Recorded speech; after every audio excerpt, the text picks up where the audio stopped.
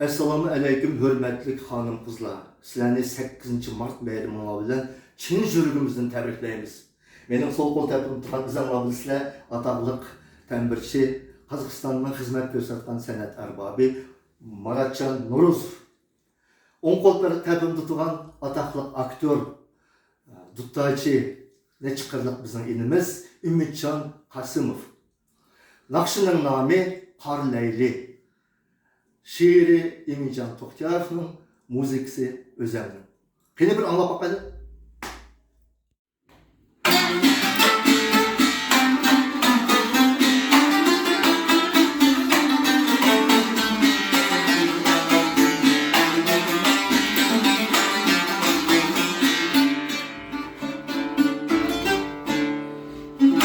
Dediler bilmez hoş eyle bahar gelip şad demlere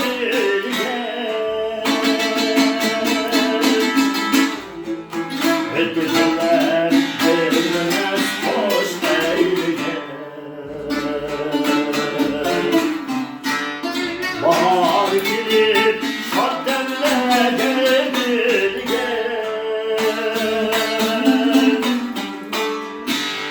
Leylisi hem kalbim cemali cemali Biz ezeldir Leyli ekmali